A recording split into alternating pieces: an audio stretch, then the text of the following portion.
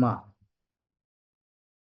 ଆମେ ଆଲୋଚନା କରିବା ମାତୃ ରଚନାବଳୀ ଭାଗ 10 ଜ୍ଞାନ 258। ପ୍ରଭୁ ଲେଖୁଛନ୍ତି, ଜଗତ ଭାବୁଛି ଯେ ତାହା ବୁଦ୍ଧିର ଆଲୋକରେ ହିଁ ପରିଚାଳିତ ହେବାରେ ଲାଗିଛି, ମାତ୍ର ପ୍ରକୃତରେ ତାହାକୁ ତାହାର ବିଶ୍ୱାସ ଏବଂ ସହଜାତ ପ୍ରବୃତ୍ତି ଗୁଡ଼ିକ ହିଁ ଆଗକୁ ଆଗକୁ ନେଇଯିବାରେ ଲାଗିଛନ୍ତି। ଏଇଟା ଆମେ କାଲି ବିଶ୍ୱାସ ଉପରେ ଆଲୋଚନା କରୁଥିଲେ, ଯୋଉଟା କି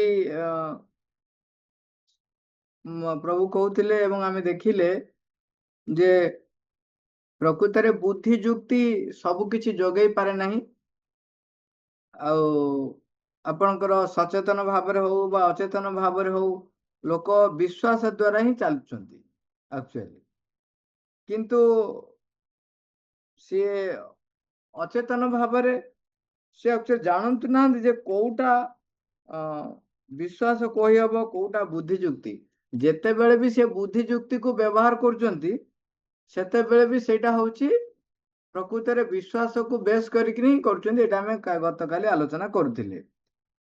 ତେଣୁ ଆଜି କହୁଛନ୍ତି ଯେ ଜଗତ ଭାବୁଛି ଯେ ତାହା ବୁଦ୍ଧିର ଆଲୋକରେ ହିଁ ପରିଚାଳିତ ହେବାରେ ଲାଗିଛି, ମାତ୍ର ପ୍ରକୃତରେ ତାହାକୁ ତାର ବିଶ୍ୱାସ ଏବଂ ସହଜାତ ପ୍ରବୃତ୍ତି ଗୁଡ଼ିକ ହିଁ ଆଗକୁ ଆଗକୁ ନେଇଯିବାରେ ଲାଗିଛନ୍ତି। ଏଇଟା ଆମେ ଗତକାଲି ଆଲୋଚନା କରିଥିଲେ।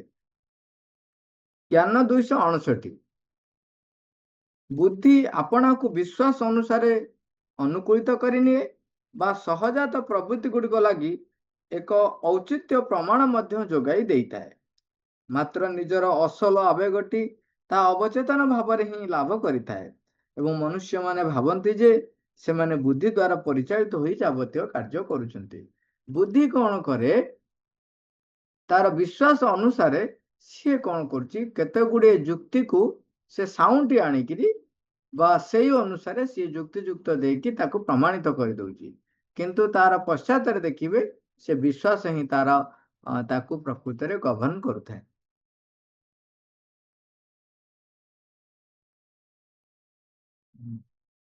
ଆମେ କାଲି ଯେମିତି କଥା ହଉଥିଲେ, ଯେତେବେଳେ ଜଣେ ଯେତେବେଳେ ଆଉ ଧରାଯାଉ ନଈରେ ପାଣିରେ ଭିତରେ ଯେତେବେଳେ ସେ ପହଁରିବାକୁ ଯାଉଛି,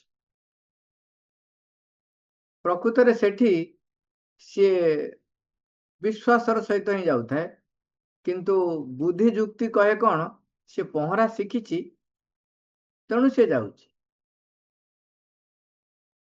କିନ୍ତୁ ତାର ବିଶ୍ୱାସ ଥାଏ, ପ୍ରକୃତରେ ଯଦି ତାର ଗଭୀରତାକୁ ଦେଖିବେ, ତାର ବିଶ୍ୱାସ ଥାଏ ଯେ ମୁଁ ଏଇ ପାଣି ଯେତିକି ପାଣି ବି ହେଲେ ମୁଁ ପହଁରିକିରି ଯାଇ ଆସିପାରିବି। ଏବଂ ଯୋଉଠି ତାର ବିଶ୍ୱାସ ହାରିଯାଏ ବା କମିଯାଏ, ସେଉଠୁ ସିଏ ତାକୁ ଗୋଟେ ଲାଗେ କାଳେ ପାରିବି ନ ପାରିବି, ସେ ବୁଲି ପଡ଼େ ଏବଂ ବୁଲି ପଡ଼ି ସେଉଠୁ ରିଟର୍ନ କରେ। ଯଦି ତାର ବିଶ୍ୱାସ ନଥାନ୍ତା, ଯଦି କେବଳ ଯୁକ୍ତି ବୁଦ୍ଧି ଦ୍ୱାରା ସେ ପରିଚାଳିତ ହେଇକି ଯାଇଥାନ୍ତା, ଏମିତି କେତେ କେତେ ଥର ସିଏ ନଈ ଏପଟରୁ ସେପଟକୁ ଯାଇଥିବ, କିନ୍ତୁ ସେଇଦିନ ଗଲାବେଳେ ହଠାତ୍ ତା ଭିତରେ ଇଚ୍ଛା ହବ, ନା ନା ମୁଁ ଆଉ ଯିବିନି, ଫେରି ଆସିବି। ତାମାନେ ତା ବିଶ୍ୱାସ ତାକୁ ବତେଇ ଦିଏ ଯେ ତୁ ସିନା ଯାଉଛୁ, କିନ୍ତୁ ନା ତୁ ପୁରା ପହଁରି ପାରିବୁନି, ତୁ ଏଇଠୁ ରିଟର୍ନ କରିଯା, ନହେଲେ କାଳେ ରିଟର୍ନ କରିପାରିବୁ ନ କରିପାରିବୁ। ଏଇଠି ତାର ବୁଦ୍ଧି ଯୁକ୍ତି ବ୍ୟତିରେକ ପ୍ରକୃତରେ ପଶ୍ଚାତରେ ତାର ବିଶ୍ୱାସ ହିଁ ଥାଏ। ଆପଣ ଆଉ ଗୋଟେ ଏବେ ସର୍ଟ ଭିଡିଓ ଗୋଟେ ଆସିଥିଲା, ଯୋଉ ଗୋଟେ ଜାଗାରେ ତୀର୍ଥ ସ୍ଥାନରେ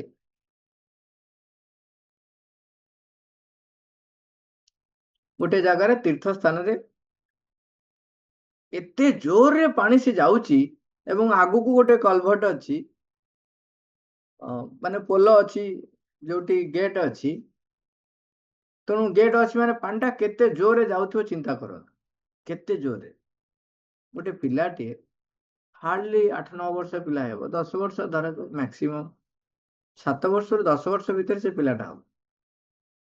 କିନ୍ତୁ ସିଏ ଖପ୍ କି ଡେଇଁକିରି ପ୍ରଖର ସ୍ରୋତରେ ଡେଇଁକି ଯାଇ ସେ ଯୋଉ କଳସୀଟାକୁ ଧରିଲା ଏବଂ ପୁଣି ସେଇ ସ୍ରୋତ ସହିତ ପୁରା ଗଲା। ସେ ପୋଲ କ୍ରସ ହେଇ ପାଣି ପଡ଼ି ପୁଣି ବୁଲିକିରି ପୁଣି ପହଁରିକି ଆସି ପହଞ୍ଚିଗଲେ ମାନେ ସ୍ରୋତକୁ ପୁଣି କାଟିକିରି।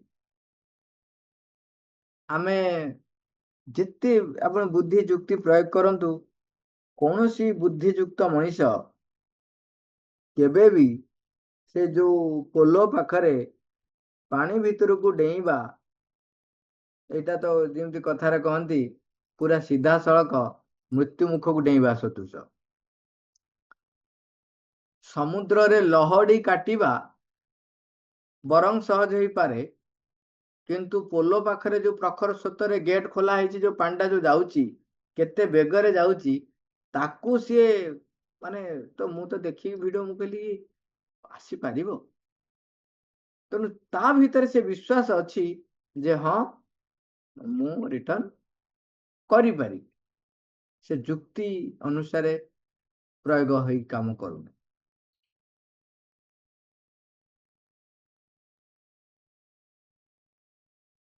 ଆଉ ବୁଦ୍ଧି କଣ କରେ, ସେ ତାର ବିଶ୍ୱାସକୁ ସୁହାଇଲା ଭଳିଆ ପ୍ରମାଣ ତାକୁ ଯୋଗେଇକିରି ସେ ତାର ତାର ଯାତ୍ରା ପଥରେ ଚାଲିଥାଏ, କିନ୍ତୁ ଆମେ ଭାବୁ ଯେ ବୁଦ୍ଧି ଦ୍ୱାରା ଆମେ ପରିଚାଳିତ ହଉଛୁ। ଜ୍ଞାନ 260 ଅବବୋଧ ଗୁଡ଼ିକୁ ସଜାଇ ରଖିବା ଓ ସେଗୁଡ଼ିକର ସମୀକ୍ଷଣ କରିବା, ଏହା ହିଁ ହେଉଛି ବୁଦ୍ଧି ଯୁକ୍ତିର ଏକମାତ୍ର କାର୍ଯ୍ୟ। ଏକ ସୁନିଶ୍ଚିତ ସିଦ୍ଧାନ୍ତରେ ଆସି ପହଞ୍ଚିବା ଲାଗି ଅଥବା କାର୍ଯ୍ୟାନ୍ୱୟର କ୍ଷେତ୍ରରେ ଆଦୌ କୌଣସି ମାର୍ଗଦର୍ଶନ ଦେଇପାରିବା ଲାଗି ବୁଦ୍ଧିର ନିଜର ହୋଇ ଆଦୌ କୌଣସି ସାଧନ ସାମଗ୍ରୀ ନାହିଁ। ବୁଦ୍ଧି ଯେତେବେଳେ ପ୍ରକୃତରେ କୌଣସି ଉଦ୍ଭାବନ ଅଥବା ପରିଚାଳନାର ଛଳନା କରୁଥାଏ, ସେତେବେଳେ ତାହା ପ୍ରକୃତରେ ନିଜର ମୁଖା ତଳେ ଅନ୍ୟ ପ୍ରକୃତ କାରଣ ଗୁଡ଼ିକୁ ଘୋଡ଼ାଇ ରଖିଥାଏ। ଏଠି ଗୋଟେ ଉଦାହରଣ ଦଉଛନ୍ତି ଯେ ବୁଦ୍ଧି କେମିତି ଆକ୍ଚୁଆଲି ତାର ସେ ଯୁକ୍ତି ଗୁଡାକ ପ୍ରୟୋଗ କରେ, ସେ ସାଧାରଣତଃ କଣ ହେଇଥାଏ? ଏଠି ଆକ୍ଚୁଆଲି ଇଂରାଜୀରେ ଅଛି, the only business of reason is to arrange and criticize the perception.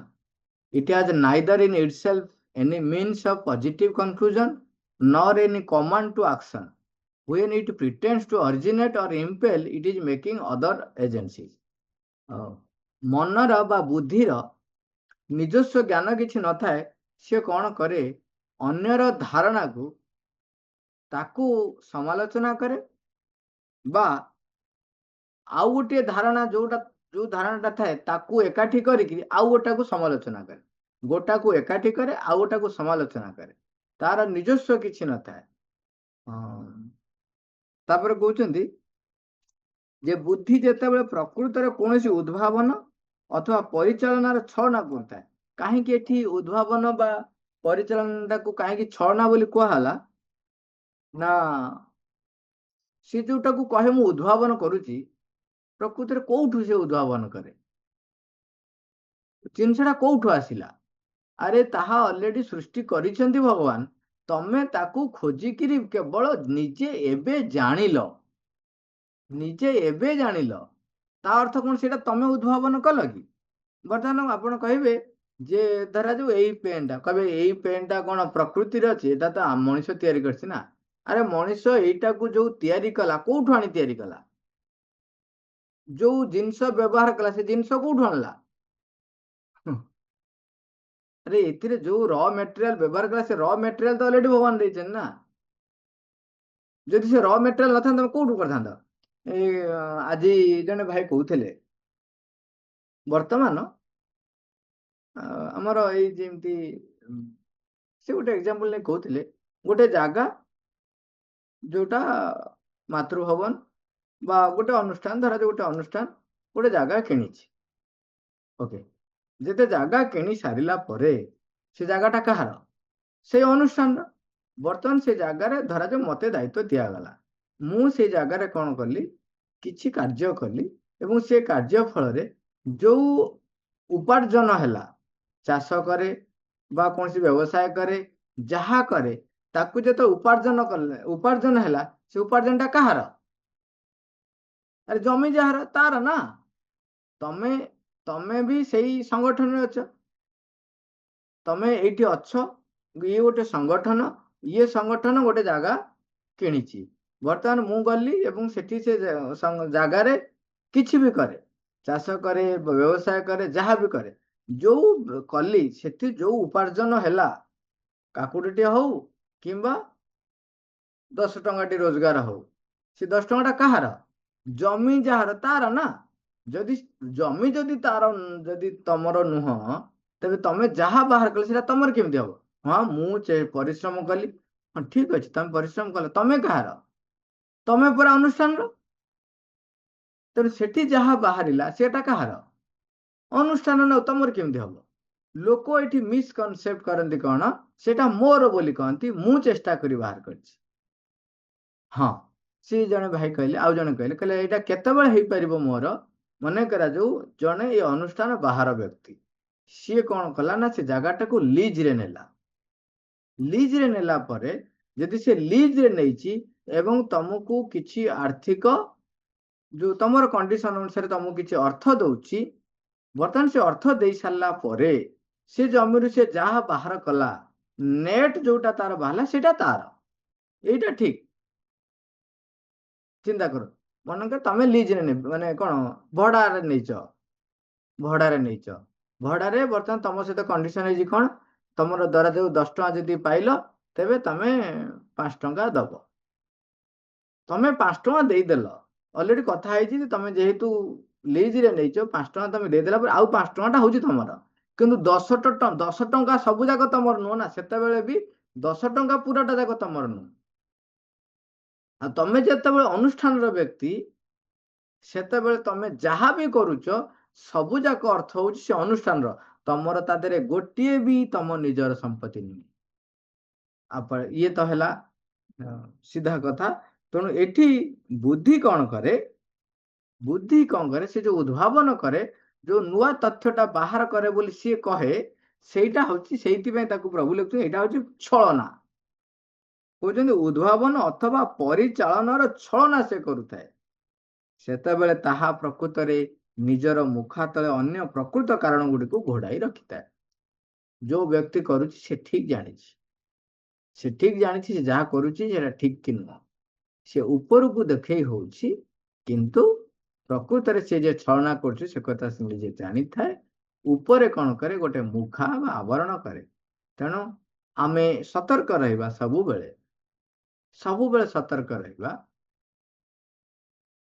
ଯଦି ମନେ କରାଯାଉ ଯଦି ଆମେ ପୁରା ବ୍ୟବହାରିକ ଦିଗକୁ ଯିବା, ଘରେ ଧରାଯାଉ ସଂସାର କଥା କହିବା, ଜଣେ ଜଣେ ବ୍ୟକ୍ତି ଯେତେବେଳେ ବଡ ହେଇଯାଉଛନ୍ତି, ସେତେବେଳେ କହୁଛନ୍ତି ଯେ ବାପା ମାଙ୍କୁ କହୁଛନ୍ତି ତମେ ଆମ ପାଇଁ କଣ, ମୋ ପାଇଁ କଣ କରିଛ?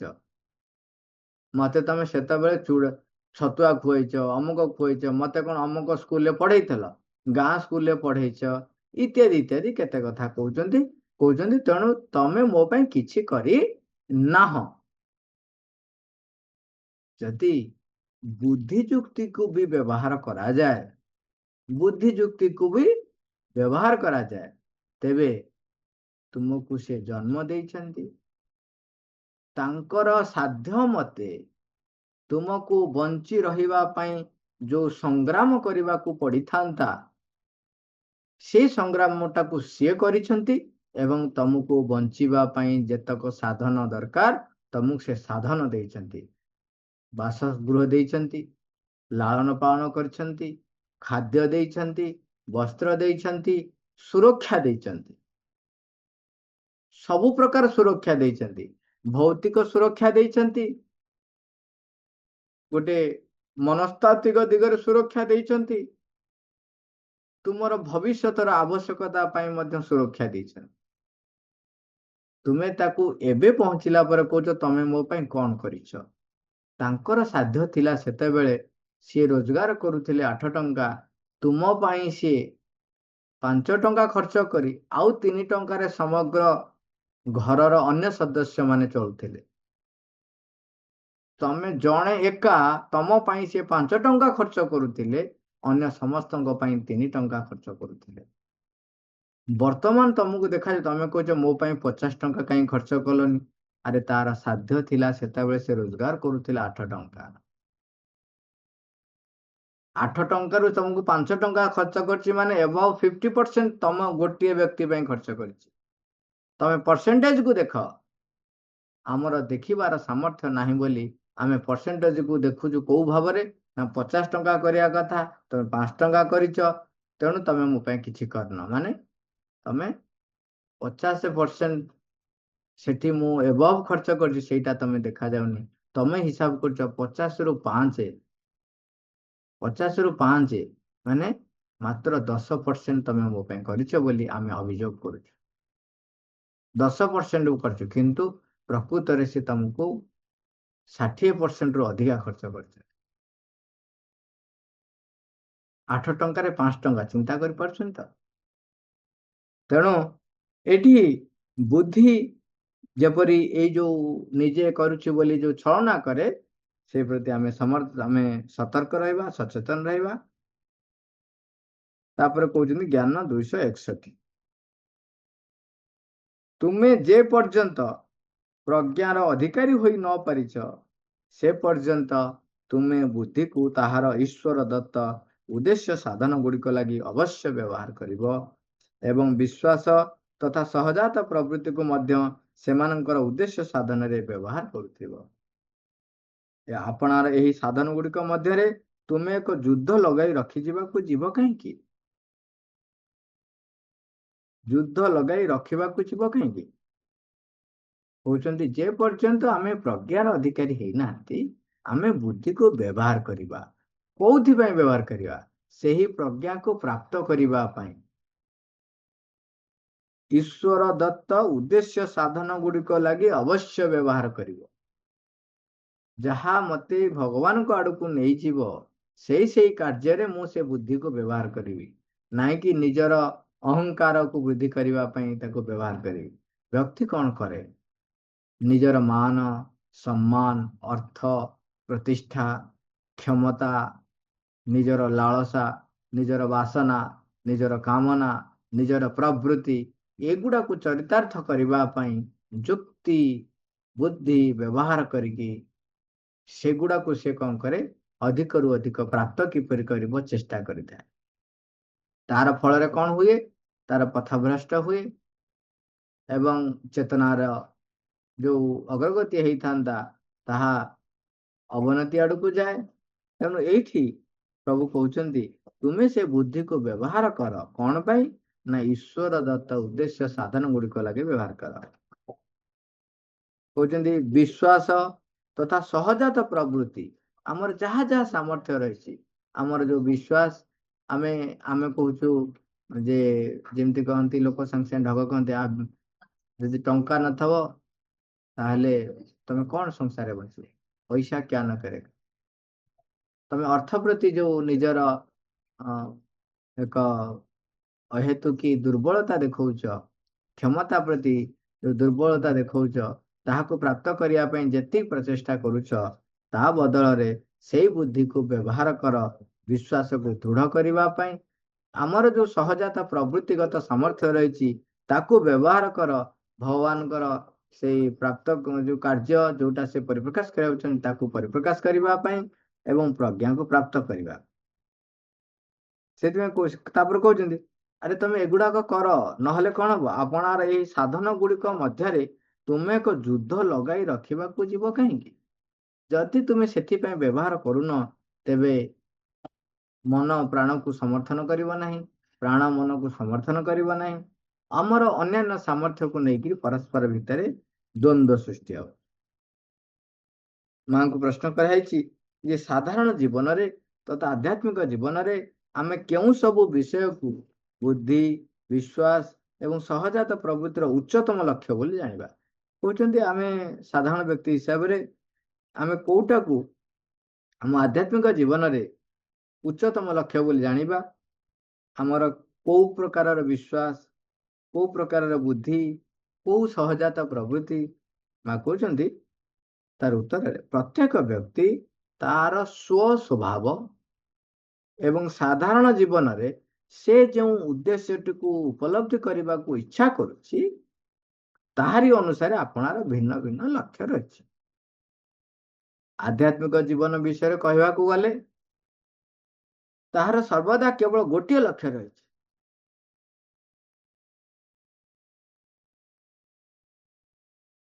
ଦିବ୍ୟ ପରମ ସତ୍ତାଙ୍କର ପରିଚୟ ଲାଭ କରିବା, ତାଙ୍କ ସହିତ ମିଳିତ ହେବା। ଦିବ୍ୟ ପରମ ସତ୍ତାଙ୍କର ପରିଚୟ ଲାଭ କରିବା ଆଉ ତାଙ୍କ ସହିତ ମିଳିତ ହେବା ସମ୍ଭାବ୍ୟ ଯାବତୀୟ ସାଧନର ସାହାଯ୍ୟରେ ଓ ବିଶ୍ୱାସର ସହାୟତା ଗ୍ରହଣ କରି ହିଁ ତାହା କରିବାକୁ ହୋଇଥାଏ। ଏଥିରେ କୌଣସି ସନ୍ଦେହ ନାହିଁ ଯେ ଆରମ୍ଭ କାଳରେ ଏହି ବିଶ୍ୱାସ ହିଁ ସବୁଠାରୁ ଅଧିକ ଶକ୍ତିଶାଳୀ ଉତ୍ପ୍ରେରକ ରୂପେ କାର୍ଯ୍ୟ କରେ। ଆମର ଆଧ୍ୟାତ୍ମିକ ଜୀବନର ସେ ଯୋଉ ପଚାରିଲେ ଯେ ଆମେ କେମିତି ଜାଣିବା କୋଉ ବୁଦ୍ଧି, କୋଉ ବିଶ୍ୱାସ, କୋଉ ସହଜାତ ପ୍ରବୃତ୍ତି ଉଚ୍ଚତମ ଲକ୍ଷ୍ୟ ବୋଲି ବା ଉଚ୍ଚତମ ଲକ୍ଷ୍ୟ ଆଡ଼କୁ ନେଇଯିବ।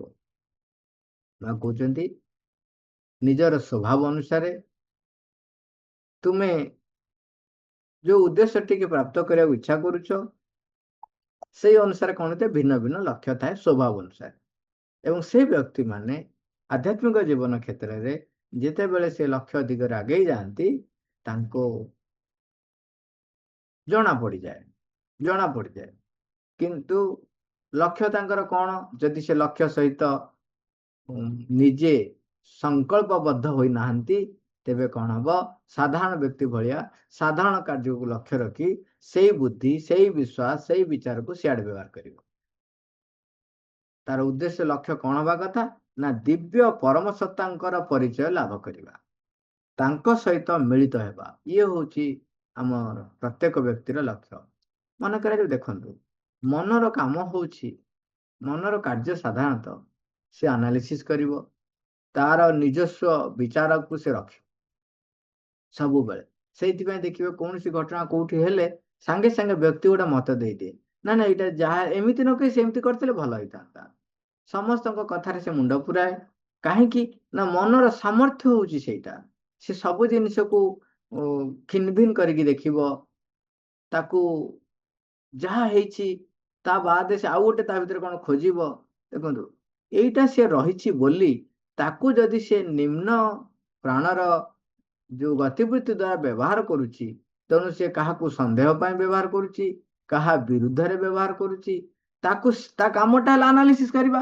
ତାକୁ ସେ ଗୋଟେ କାମ କରିବା ଦରକାର, ପ୍ରକୃତରେ ତାକୁ କାମ ଦେଇଦେବା ଦରକାର। କଣ ନା ଦେଖ ତୋ କାମ ହେଲା ଆନାଲିସିସ୍ କରିବା, ତ ବର୍ତ୍ତମାନ ଦେଖେ ଏଇ ଯୋଉ କାମଟା ବା ଏଇ ଯୋଉ କଥାଟାରେ ମୁଁ ବର୍ତ୍ତମାନ କଣ କାଢୁଛି, ଖୁଣ କାଢୁଛି ବା ଭାବୁଛି ଏଇଟା କଣ ନ ହବ, ତାହେଲେ ସେଇ ଭାବେ ଯେ ଏଇଟା ମତେ ମାଙ୍କ ଆଡକୁ ନବ କି ନାହିଁ। ଆମେ ଯେତେବେଳେ କାହାକୁ ଗୋଟେ କଥା କହୁଛନ୍ତି, ଆମେ ନିଶ୍ଚୟ ମୁଣ୍ଡ ଭିତରେ ଗୋଟେ ଫର୍ମେସନ କରନ୍ତି କଣ ନା ସେ ଲୋକଟା ଏଇଭଳିଆ, ତାକୁ ମୁଁ ଏମିତି କହିଲେ ସେ ମୋ କଥାକୁ ବିଶ୍ୱାସ କରିବେ, ବା ସେ ଲୋକଟା ଏଇଭଳିଆ, ତାକୁ ମୁଁ ଏମିତି ଅର୍ଡର ଦେଲେ ସେ କରିବ। କାହାକୁ ଅର୍ଡର ଦେଲେ କରନ୍ତି, ଧର ଗୋଟେ ଉଦାହରଣ ନେବା, କାହାକୁ ଅର୍ଡର ଦେଲେ କରେ କାମ, କାହାକୁ ଅନୁରୋଧ କଲେ କାମ କରନ୍ତି। ତେଣୁ ସିଏ କଣ କରେ, ମୁଣ୍ଡ ଭିତରେ ଏକ ଫର୍ମୁଲେସନ କରେ ଯେ କେମିତି ତାକୁ ବ୍ୟବହାର କରିବ। ଏଠି ସେଇ କାର୍ଯ୍ୟଟା, ମନର ସେଇ କାର୍ଯ୍ୟ ତାକୁ ବ୍ୟବହାର କରିବ ଯେ ମୁଁ ଯୋଉ କଥାଟା କହିବାକୁ ଯାଉଛି ଏଇ କଥାଟା ମତେ ମା କାଡୁ ନବ କି, ନବନି ତ। ମାଙ୍କୁ ପ୍ରତିଷ୍ଠା କରିବ ନା ମୋର ଅହଙ୍କାରକୁ ପ୍ରତିଷ୍ଠା କରିବ? ତାହେଲେ ମୁଁ କାହିଁକି ସେ କଥାଟା କହିବି ଯଦି ଅହଙ୍କାରକୁ ପ୍ରତିଷ୍ଠା କରିବ। ମୁଁ ଯୋଉ ଭାବୁଛି ଏଇ ଭାବନାଟା ମତେ ମାଙ୍କ ଆଡୁ ନବ ନା ମାଙ୍କ ଠାରୁ ଦୂରେଇ ନବ? ଯଦି ମାଙ୍କ ଆଡୁ ନବ ନାହିଁ, କାହିଁକି ମୁଁ ସେ କଥାଟା ଭାବିବି। ଇଏ ମନ କାମ ହେଲା ଏଇଗୁଡାକ, ତାକୁ ସେଇ କାମରେ ଲଗାଅ। କୋଉ ଉଦ୍ଦେଶ୍ୟରେ? ଯେ ସେଗୁଡାକ ଭଗବାନଙ୍କୁ ପରିପ୍ରକାଶ କରିବାରେ ସାହାଯ୍ୟ କରୁଛି କି କରୁନାହିଁ? ଦିବ୍ୟ ପରମ ସତ୍ତାଙ୍କର ପରିଚୟ ଲାଭ କରିବାରେ ସାହାଯ୍ୟ କରୁଛି ନା କରୁନି? ସେଇ ଦିବ୍ୟ ପରମଙ୍କ ସହିତ ମିଳିତ ହବାରେ ସାହାଯ୍ୟ କରୁଛି ନା କରୁନାହିଁ? ଯାବତୀୟ କାର୍ଯ୍ୟ, ଯାବତୀୟ ଚିନ୍ତା, ଯାବତୀୟ ଭାବନା, ଯାବତୀୟ ଧାରଣା, ଯାବତୀୟ କଳ୍ପନା, ଯାବତୀୟ କରଣୀୟ କର୍ମ, କଥା କହିବା ହଉ, ଦେଖିବା ହଉ, ଦୃଷ୍ଟିଭଙ୍ଗୀରେ ଗୋଟେ ତାକୁ ନେଇକିରି ଆନାଲିସିସ୍ କରିବା, ଯାହା କରିବେ ତାକୁ କେବଳ ବାଟ ଦେଖେଇବା ଦରକାର ଯେ ସେଇ କଥାଟି ମତେ ମାଙ୍କ ଆଡକୁ ନେଇଯାଉଛି ନା ନାହିଁ, ଅତିମାନ ଶକ୍ତିକୁ ମୋ ଭିତରେ କାମ କରିବାକୁ ସୁଯୋଗ ଦଉଛି କି ନାହିଁ। ତାକୁ ସେଇ କାମରେ ଲଗା, କାମ ସେ କରିବ। ତାକୁ ସେଇ କାମରେ ଲଗାଇଲେ ତାହେଲେ କଣ ହବ, ସେ ତାର ଉଚ୍ଚତମ ଲକ୍ଷ୍ୟକୁ ପ୍ରାପ୍ତ କରିବ। ଆଧ୍ୟାତ୍ମିକ ଜୀବନ ଯୋଉମାନେ ଯାଆନ୍ତି ସେମାନଙ୍କର ଉଚ୍ଚତମ ଲକ୍ଷ୍ୟ ହେଉଛି ଦିବ୍ୟ ପରମ ସତ୍ତାଙ୍କର ପରିଚୟ ଲାଭ କରିବା ଏବଂ ସେ ଦିବ୍ୟ ସତ୍ତାଙ୍କ ପରମ ସତ୍ତାଙ୍କ ସହିତ ମିଳିତ ହେବା। ମୋର ସବୁ ସାଧନ ସେଇଥିପାଇଁ ବ୍ୟବହାର ମୁଁ କରେ। Thank you all, rover.